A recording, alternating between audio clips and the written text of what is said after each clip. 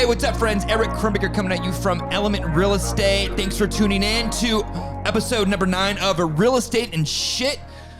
I am your host, Eric Crumbaker. But first, before you do anything, be sure to subscribe below, as well as add any comments that you guys would like, good, bad, or ugly. We welcome anything.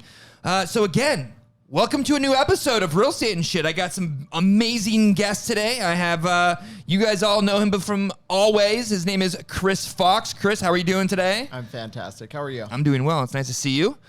We also have the fabulous Keri White. Second time. She's also my wife, so I have to do those intros so I can stay on her good side. He had to contact my PR to get me in today, though. I love it. Wife or not. Welcome, Keri. Welcome, Chris. You guys, thanks for coming aboard today. Mm-hmm. White Fox. I think I have some really good juicy material for us today. So you guys wanna get right into it? Let our viewers kind of get some content, some juicy drama in the real estate world. Based on attention span, let's do it. You know what? So I was actually going to start from the front and go backwards. Actually, let's just do that. Let's just go to the start. It's so funny. I kind of sent you guys the articles earlier, and Keri's like, I didn't know that. So this is an Inman article, first and foremost. The headline, and this is from today's article. Today is October 13th. It says, for the first time, Fannie Mae now expects home prices to fall next year. Is this new news? It says economists at Fannie Mae project national home prices to decline by 1.5% and home sales by 21% in 2023 as the Fed continues this inflation fight. So before I really get into it, let me just kind of give you some stuff on here. It says in their most pessimistic forecast of year-to-date, economists at Fannie Mae said they now expect national home prices to decline by 1.5% in 2023, like I just mentioned, and home sales predicted to fall by 21%. Says over the last few weeks, markets have increasingly and perhaps reluctantly reflected the resolve of the Fed to lower inflation via rapid tightening of monetary policy, said Fannie Mae economist Doug Duncan. At times, the market has reacted to incoming economic data suggesting the Fed is making progress in its fight with inflation by anticipating the potential policy pivot towards a less restrictive regiment, promoting the Fed to restate and resolve. What do you guys think about this? What do you guys think about the Fed finally coming out or just coming out to say that they see home prices dipping in 2023? None of you answer at once. I guess my question is, do you think the narrative is strong enough to force that trend? I mean, do you think... What was it? Beginning of the year, it was going to be up 15%, and then they adjusted it to 11%, and then 8%, and then it went up to 13%, and then down, and it's like... It's always adjusting? I mean, yeah. What are we going to do with a 1% reduction in pricing? What is that? I mean, how does that even impact a home sale? That's nothing. Well, it says here, Keri says, while affordability measures are very stretched and median home prices are well divided from the historical relationship to typical household incomes, says we do not anticipate that home prices decline will result in a repeat of the great financial crisis. At least they're saying this. Keri says, due to minimal use of adjusted rate mortgages, ARMs, teaser rates, and exotic mortgages products, relatively few current single-family buyers are subject to payment shocks from rising interest rates in the way many home buyers were in 2006 and 8.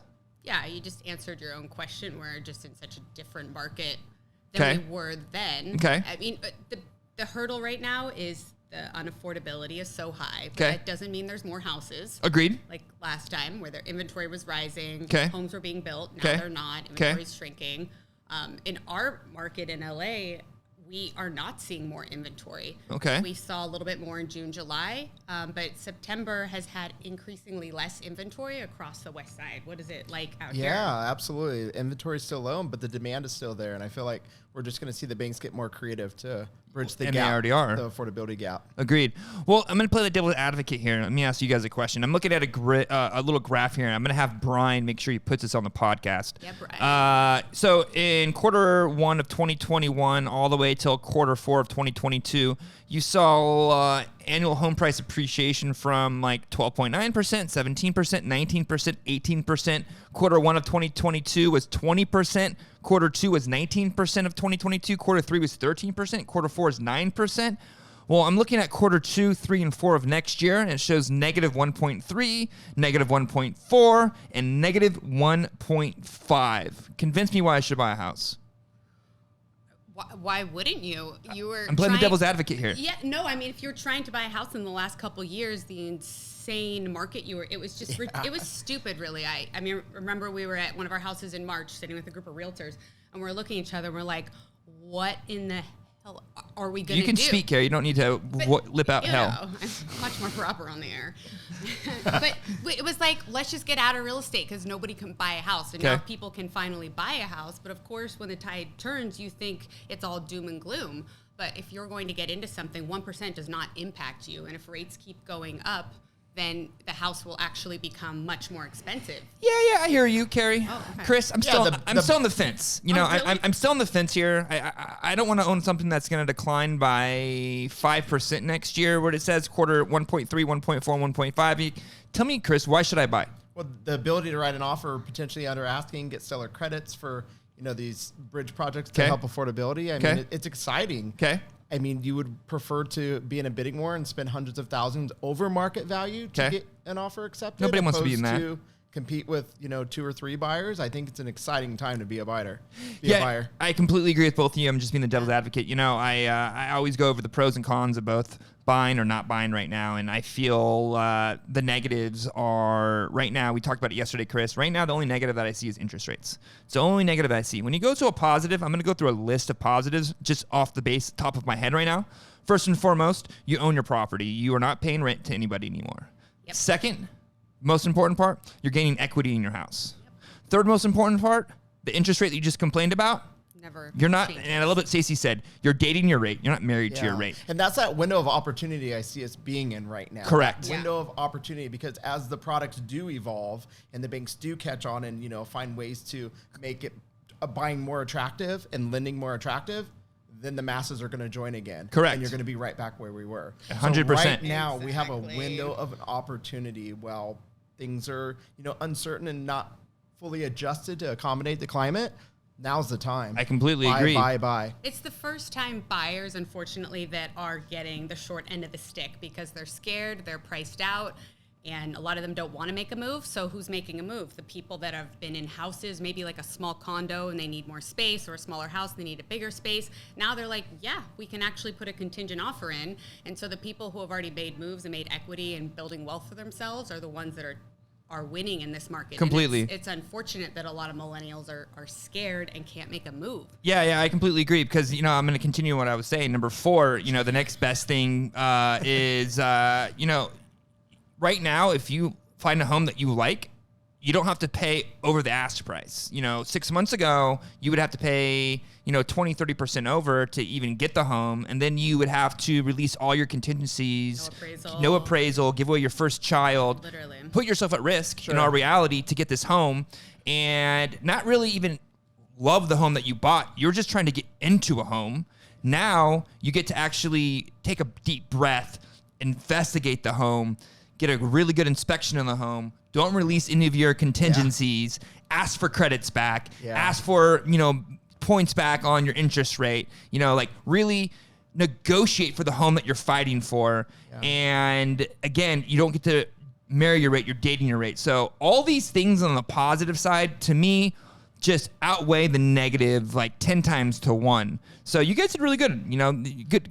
Oh, thanks. No, yeah. We win. Hey, it's scarcity mindset of people to think that it's doom and gloom because of last time. But if you look at just the stats of the numbers of the lack of housing, about the millennials being the largest population ever in history to be buying a property, to see the baby boomers and that generational wealth that is now being passed down. I just met someone this morning who's 10 years, like in her mid-20s, and she makes good money, and she's like, yeah, I'm saving for a down, but my parents are going to help me because they have like $1 million in equity in their house and they have nothing else to do with it. And it's like there is this great transfer of wealth right now that is going to help this younger population. I agree. Absolutely. Yeah. And it's funny. I'm going to kind of digging back to interest rates right here. I'm actually looking at another graph that I'm going to have Brian throw up on this screen.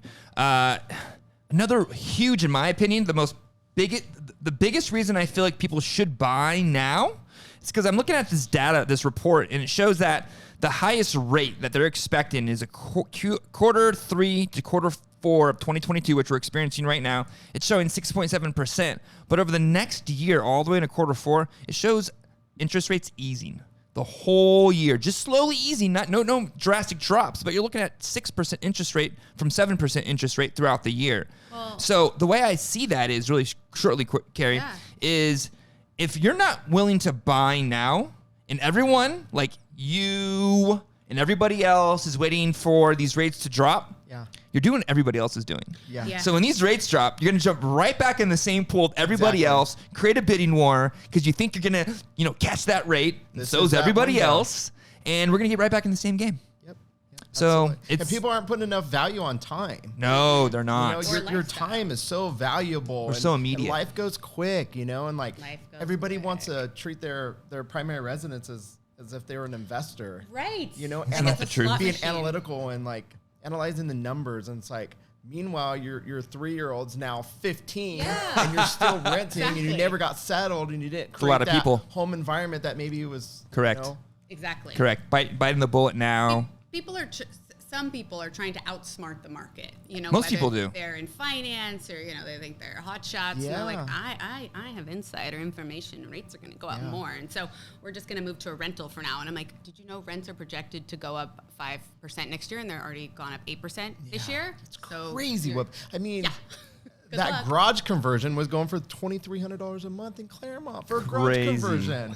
I was saying to Eric, where we are in Santa Monica, it's almost like we got landlocked as well, because prices have gone up so much that even if we wanted to make a lateral move, it's more expensive than where we are for something that's not as nice. Sure. I agree. So we're like, we need to buy. No, you need to, you really have to bite the bullet, because the long game outplays the short game all day long. It's just... It's mind-blowing the way I look at it. Okay, so we're going to move on to the next topic. And this one, I personally picked this one out for Keri because I feel like she's associated with the company somehow. Another Inman article. It says, Picasso, Keri, are you familiar with Picasso? Oh, yeah, we love Picasso. Well, Picasso slashes 30% of its workforce, citing rising rates and home prices. It says Picasso employees impacted by the cuts will be provided severance. Oh, we don't need to know about any of that. It says Picasso, the company is responsible for formalizing the co-ownership model, and founded by former Zillow executive Austin Allison and Spencer Raskoff, announced Tuesday it's reducing staff by 30%, just like Redfin, just like Open Door, just like every single tech company that we've seen. It says Brian, whatever this guy's name is, the Picasso's director of corporate communications, told Inman on the 21st, combined with the high cost of housing, led to the decision, which will put us back to January 2022 headcount levels of just above 200 employees. Picasso had 300 staff before today's announcement. The layoff will impact the company across the board, with no single department bearing the brunt of the cuts. It's just a completely different environment right now, he said. The Q3 report showed a decline in rate locks quarter over quarter of 28% for luxury second homes. In a company blog post on the matter, Allison reiterated McGowan's comments, also sharing the executive team's belief that a global recession is imminent. Like any housing business in the environment, Picasso must make proactive changes to ensure that our expenses align with revenue. A big part of my job as CEO is to make tough decisions based on what is best for Picasso, and to be transparent with you, it's why we're making them. So, Keri, what are your thoughts? 30%? I mean, you know what's crazy? I just thought about this. 30% is a lot, but when you only have 300 employees and you're cutting 30%, I mean, that's still quite a bit. But I was thinking like 1,500 employees. No, well, everybody is trying to get ahead of the market, but the bottom line is, all these companies cutting employees and salaries and all that, they're getting ready for the fact that there's going to be less sales. So us as real estate agents, we're also looking at, hey, what are some of our extra expenses that we need to cut back on, because there will be less sales. Correct. Because less people can afford to buy. And Picasso is second homes, correct? And it's also second homes. So people are just... I see. I didn't know that. Oh, okay. Explain to Chris what Picasso is. I love Picasso. It allows you fractional ownership in a luxury home. Say there's a $3 million house in Palm Springs. Sure. You pay a percentage of that, and you're like 1/8 owner, and you get it, 2-3 weeks out of the year. Picasso is actually the bank, so there's no way to foreclose on it. That's what people always say. You can't rent it on Airbnb. It is literally for people to use as self-use. A second home. Yeah. Friends and family can use it, of course. It's like having a houseboat. But it's just like a timeshare. You have a Marriott timeshare. You go there a week or two a year. It's the same type of thing.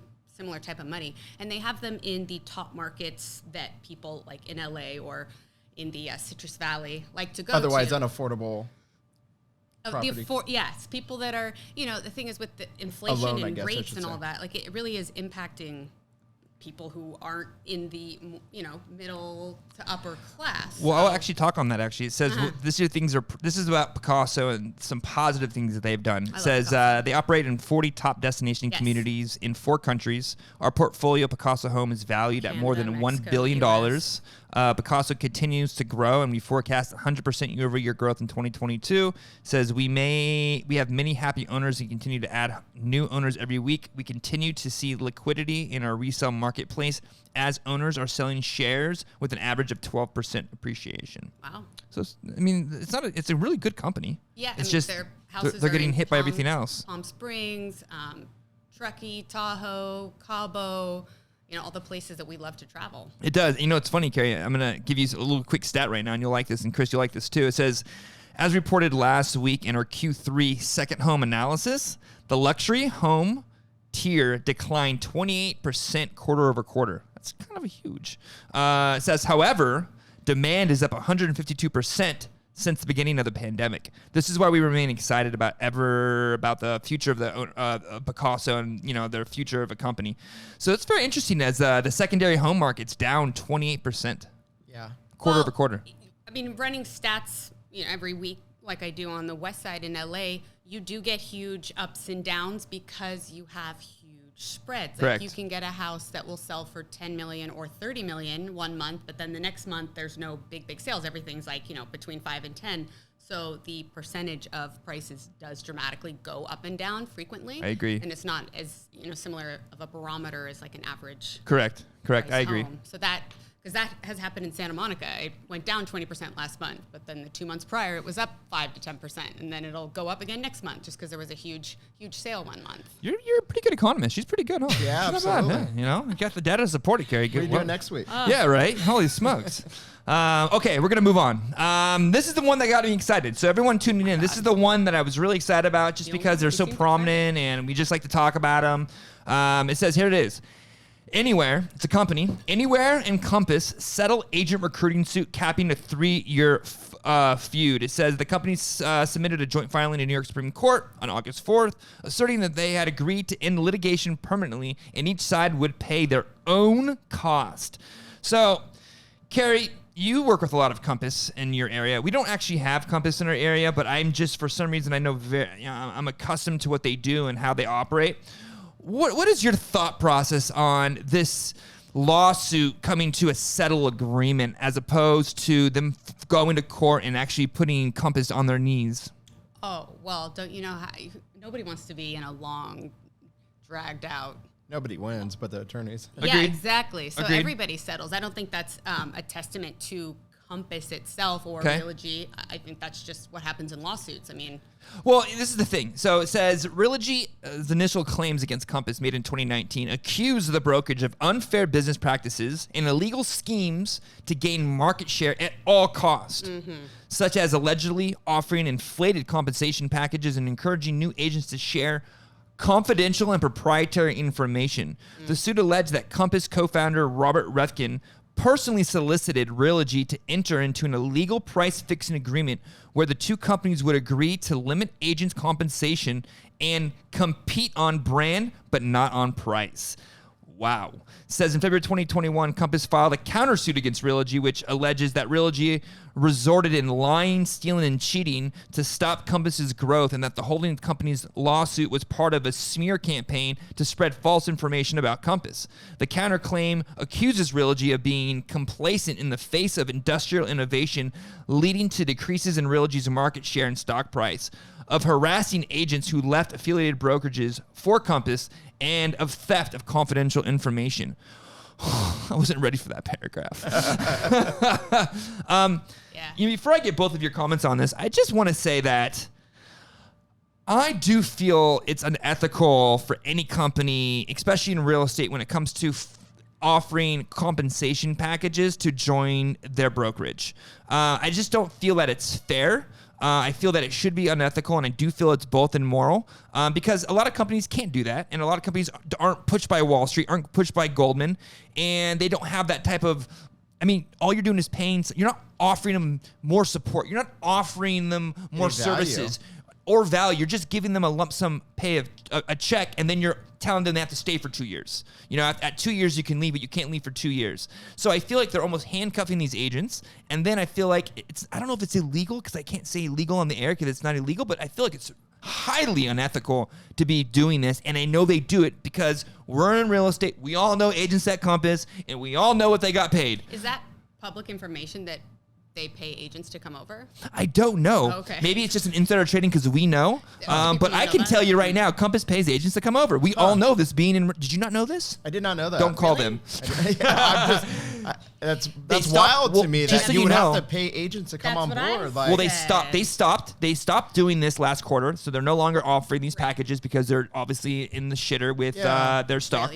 But Realogy, I mean, you look, Compass came in hot, right? Everybody knew what Compass is. They expanded. They were buying up other brands, and then you have Realogy, which is like the other. Well, it says archaic. Number one. Yeah. It's not really archaic. It was number one, but they're taking agents from Coldwell Banker and correct. You know, all the places that Realogy owns. So of course Realogy is gonna be like, well, lawsuit. Yeah, I understand that. I just you didn't play fair. So you know, I don't know enough about it. And you know what happens is when they take their people they still have all their logins from their systems, or they have their best friends at the company. Correct. Like, hey, what about that pocket? What about that seller? Correct. Well, of course there's information. Like pulling all that data. Yeah, at our company they track where you log into your back end system, and they could track when agents would leave and go to Compass and who was signing in and where. Like if I'm traveling, sometimes I'll get an email from our tech guy. So they were really tracking and measuring. They track who is, because yes, they were taking, that's considered part taking of the MLS. proprietary information from pockets and whatnot. So of course I can see where the lawsuit would come from. Yeah. You know, people aren't playing very fair, but hey, life's not fair, is it? Well, what do you think about this, Keri? You know, what is it? What do you think about, what does it say here? Where is it at? It says lawsuit, smear, campaign, counter Realogy market share, stock price, harassing agents who left company with largest brokerage. I want to kind of get back to what it said that he was involved. Oh yeah, this part says price fixing. So don't get me wrong. I already have a problem with offering compensation packages by itself, but I'll be honest with you. I thoroughly liked Robert Revkin. I don't have a problem with him. I think he's a good CEO, but the moment I read this just now, I'm not going to lie, my public opinion of him completely changed. And it says, did I just aggressive comment? Hey, Robbie. Well, and I just hit this button on my computer and I lost this this link, but I want to get right back to it really quickly because don't worry, we can cut. Here it is. Right here. This is the part. So it says personally soliciting Realogy to enter into an illegal price fixing agreement where the two companies would agree to limit agent compensation and compete on brand but not price. That is where I have a problem. That is saying they can offer the price same fixing. Amount of. Yeah. They're trying to. Sounds like title. They're trying to say this is the most that you can offer on compensation, and in my opinion, they would take the lion's share of it because they're price fixing because the money goes back to them. That bothers me a little bit. And why would Realogy make that up? That's like just a blatant lie, something that you would just come out of thin air. I wonder if there's any truth to that because, in my opinion, I like to be led by true individuals. You know, we're coached by Tom Ferry, and I'm not blowing him up, but I like people that I trust, that have good families, they have good morals, they have good ethics. So if I'm part of Compass and I know that the CEO is trying to price gouge or compete on whatever, illegal price fixing, that kind of rubs me wrong. Would it rub you two wrong? Well, I want to interrupt. I don't understand what the price fixing. They can only offer them a certain amount to join. So it has to be like, who's the better brand? But yeah. I do not subscribe to this whole paying agents to come to a brokerage. But yeah, it just becomes a pissing contest of who's going to throw more money in your pocket without, you should want to go there because of the value that they bring. The value, yeah, the brokerage. I agree. Just changed the whole way brokerages are. Completely. Reputation of the company. And yeah. the ecosystem that they provide. And I completely agree. I completely agree. There have been issues with payouts being rescinded and marketing dollars not coming through. It sounds so messy. It's so messy. Very messy. No, thank you. It's counterproductive as well. It is kind of counterproductive if you think about it. To each their own, you know? Yeah. But But they should be, if that's what they want, then let them do it. Well, you know what happened, Chris? Yeah. We did let them do it, and that's why their stock's in the dump, and that is why they're struggling as a company. But you look at the consumer, the people looking to buy and sell, and their representation, like, they're going to look at that and be like, what the heck is going on at this brokerage? Yeah, they don't know that you got $600,000 to come over. They're hiring you to sell their property. You know, like they don't know nothing about what it took for you to go to Compass. Yeah. So it's very interesting. It's just so nothing to do with the consumer. And that's what we're here for, is to help the consumer. We should be more invested in our product. That's what I was going to say. Where that money could have been allocated otherwise. Yeah, let's a bunch of agents that are probably not going to piss it away. Don't even get me started right now. We can talk about EXP right now. We can talk about Real right now. I mean, you just talked about like this should be about the consumer. Well, let's talk about companies that have nothing to do with the consumer. I'm going to leave this podcast. Chris, save me. Let them all just kill each other off. I agree. Okay, so moving on. So this is actually number 6. So we're affiliated with Zillow. I just want to publicly write that. So I think you have to state it. Zillow's iBuyer program has officially ended. Sorry. Right? Hold on, I gotta say that because I messed it up. Zillow's iBuyer program officially ends as last homes leave the market. Okay. You said she gone. Do that again. Hey, 3, 2, 1, redo. That was great. I like the she gone. Yeah, I like that. So Zillow iBuyer program officially ends as last homes leave the market. She gone.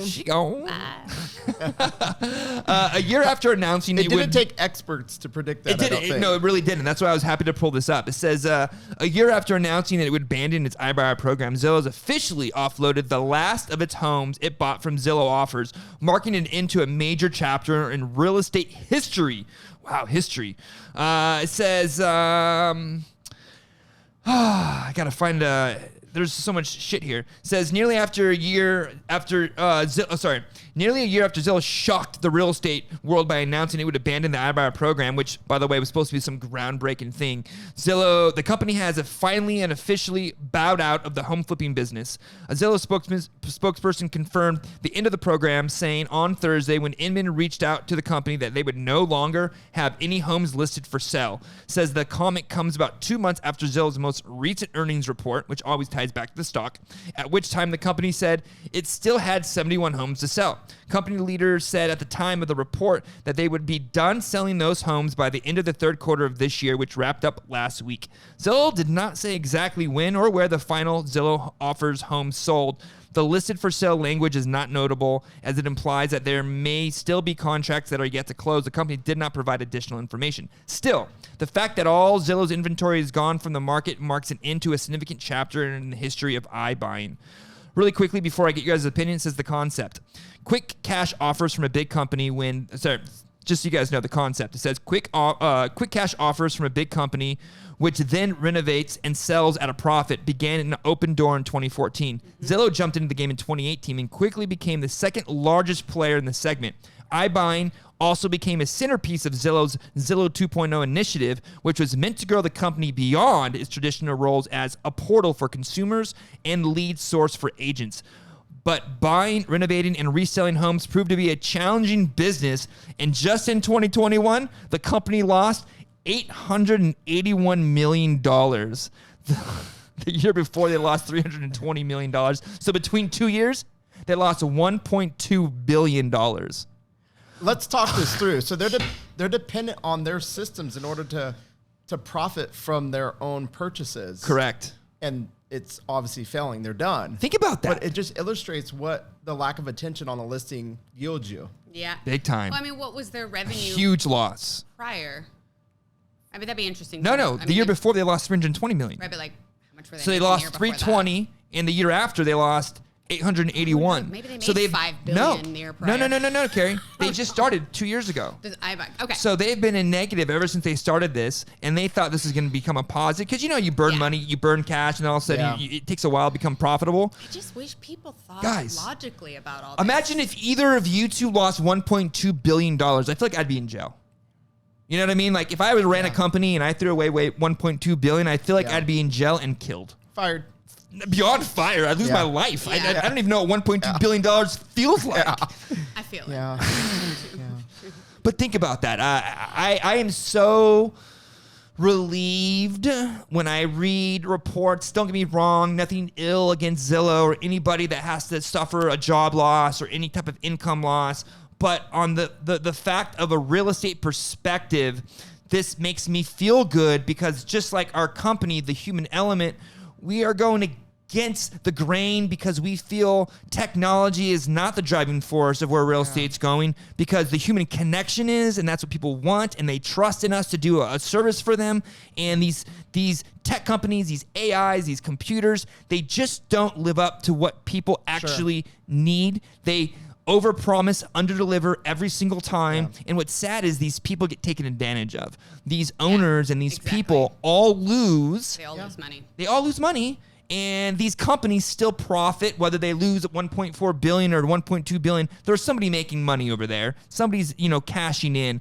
So it makes me feel like Robin Hood. Like we're saving the industry. Like we're still here working for all of our people and letting these people run away. And I feel very, Robin Hoodish. Well, there's trillions of dollars being spent every year to eliminate the real estate agent with all of these apps. Agreed. And that's what they're trying to do. They're trying to have a robot or a Zestimate predict a home price. Correct. When homes are only worth what a buyer will pay for them. Correct. And a computer or a tech guy in a totally different state, they really don't know the value. No clue. It takes a professional controlling it really that does. It's an narrative art. and the It's an environment. It is an It art. is an art. Such Yeah. an art. And I hope this illustrates to the consumer that is not going to get it done. Oh, yeah. I mean, AI intelligence just runs data. They just run numbers. And when it comes to hyper-local data, when it comes to homing, Claremont, Adjusting on the fly. Adjusting on the fly, actually going into the property and really seeing the value, there is no AI intelligence that can go into a property and look at these homes and give a true value like a Zestimate or any of these things. And this is why they need us, and it's not because they need us. We choose to be here because we choose to be of service. We want to help people, and all I do is feel these companies are taking advantage. Yeah. And again, we're Robin Hood trying to save these people from carnage. It takes a communication that system cannot provide and to have a high level of success. And homes are always bought at the end of the day on emotion. Always. The stats are there, but it is worth what a buyer will pay. And sometimes a buyer will pay way over. It's true. It depends how bad they want that. Exactly. But sometimes you have to ask. Can the computer ask? No, computer cannot ask. I know. No. It's you know what? Our world is growing and changing so fast, and this is going to happen as people are starting to adjust. Like, well, can I get a house through a vending machine? Could that be a possibility? You can get your car. Exactly. You can get your Carvana. car. Right. So people are trying to figure this out, and at the end of the day, there's a lot of backlash. And I hear you, Keri. This is the way I see it. You can't. Not everything fits in the same box. There are a lot of things that I don't mind going and buying online. I don't mind going and having some type of AI find a product for me of some sort through Amazon. But there are very few things that I do not feel is valid for data, AI, computers, and real estate's one of them. Sure. And I'll be honest with you, even cars are a little on that wavelength with Carvana, because I like to sit in the car, I like to feel the car. It's exciting. Once it pops, it's exciting to buy a car. It's also I agree. I wouldn't have that same same experience. Like, if you want a nice car, you're not getting You're it. like, boom, boom. Agreed. Yeah. You're not buying a nice car off Carvana. You got robbed of that home shopping experience. Seriously, you did. It's like, it's just, People do like shopping for homes. I mean, come on. How many people go through open shopping house? for homes. I mean, you see every time we're in the desert. We so go, funny. We love shopping for homes. Every time we're on vacation, we go shopping. My kids are like, we're not going to look at homes, are we? I'm like, yeah, we are. Yeah, we are. Why, Dad? So funny, Chris? Yeah. I had talked to so many agents that we've interviewed and talked to in the past, and most people say, oh my God, I love real estate because as I was a kid, I would just go into homes with my parents, and it's just something that I got accustomed to. So don't be surprised if you got some future real estate agents on your hands. I know, but selling real estate is nothing like that. No, agreed, it's not. That's the fun part. The fun part's to go in and feel like. Yeah, it's way more than liking houses. Well, agreed. I don't even see the house. Well, because the reason why is because you're always looking out for your consumer. You're in there with your gloves on, doing it right, making sure you're getting your elbows greasy, and you're fighting. Yeah. So I understand what you mean by that. Yeah. Well, you guys, I'm going to be honest. That is it for the day. Really good content. Leave some comments below. I'm interested what you guys have to say on some of these topics that we mentioned about the Compass, the iBuyer program, the lawsuits. So leave some comments below. Very interested. I want to thank Chris Fox. Thanks, Chris, for being part of the podcast today, as always. Thank you for having me. Cheers. And also, I want to thank my beautiful Thank you for being here. Girlfriend. Where's she? Wrong podcast. Yeah, right. Thank my wife, Keri White. Thank you, Keri, for joining today. It's always a pleasure to have you come in on these rare opportunities. Yeah. Make me look good, Brian. Woo! Make her look good. So yes, you guys, thanks for tuning in. Real Estate and Shit, episode number 9. Leave some comments below. Be sure to subscribe. And guys, tune in next week. I'll see you guys. Cheers. Peace.